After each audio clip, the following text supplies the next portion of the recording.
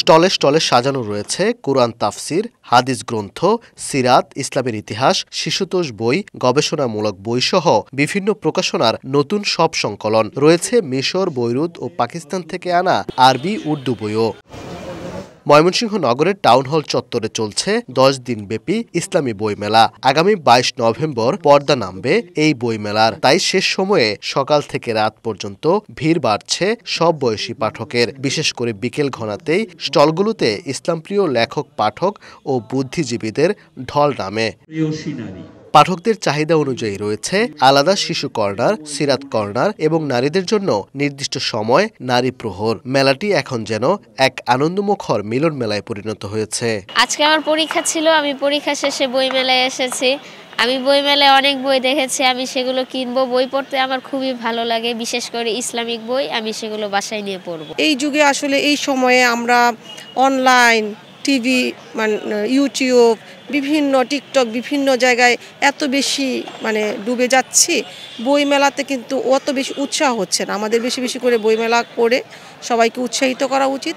আমরা কিভাবে চলবো, আমাদের নীতি কেমন হবে, আমাদের নৈতিকতা কিভাবে তৈরি হবে, এই ইসলামী বইমেলা এই ভাবধারাকে ফুটিয়ে তোলে এবং এর মাধ্যমে আমরা শিক্ষা পাই। নবী জীবনী সহ আত্মশুদ্ধিমূলক বই, এছাড়া আরও অন্যান্য কিছু বই সংগ্রহ করেছি। পরিবার নিয়ে এসেছি, বাচ্চাদেরকে নিয়ে এসেছি বই দেখানোর জন্য।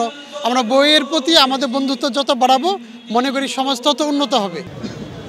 সিরাত কেন্দ্রের আয়োজনে ও জেলা প্রশাসনের সহযোগিতায় এই মেলায় দেশের বিভিন্ন প্রান্তের 60টিরও বেশি অভিজাত প্রকাশনী অংশ নিয়েছে। বিক্রেতারা বলছেন, পাঠকের চাহিদা মাথায় রেখে বইমেলায় শিশু, কিশোর, গবেষক ও সাধারণ পাঠকের জন্য রয়েছে নানা ধরনের বইয়ের সমাহার। প্রথম থেকে একটু পাঠকের ভাটা ছিল, এখন আমরা পাঠকের উপচে পড়া ভিড় দেখছি।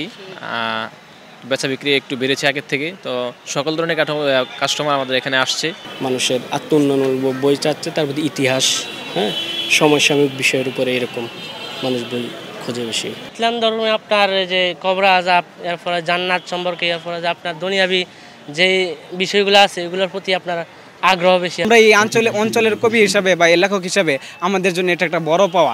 এই মেলার মধ্যে আমাদের বইগুলো প্রচার প্রসারিত হয় এবং নন্দিত হয়, এটা আমাদের জন্য আসলে একটা বড় পাওয়া। আয়োজকরা মনে করেন, ইসলামী জ্ঞান চর্চা ও পাঠাভ্যাসকে আরও এগিয়ে নিতে গুরুত্বপূর্ণ ভূমিকা রাখছে ময়মনসিংহের এই বই মেলা। এবার কোটি টাকার বই বিক্রির আশা করছেন তারা। ইসলামী সাহিত্য, যেটা মূলত নীতি নৈতিকতা গড়ার একটা বড় মাধ্যম, সেই সাহিত্যের সাথে জনসাধারণকে পরিচিত করানো এবং বিশেষভাবে ইসলামী সাহিত্যের যে সমৃদ্ধি, এই সমৃদ্ধি সম্পর্কে আমরা জনগণকে সম্পৃক্ত করতে চাই এবং জানাতে চাই। জেনারেল শিক্ষিত লোকজনের আগমন, উপস্থিতি অনেক বেশি, বিশেষভাবে নারী পাঠকদের সমাগম এবার লক্ষণীয়।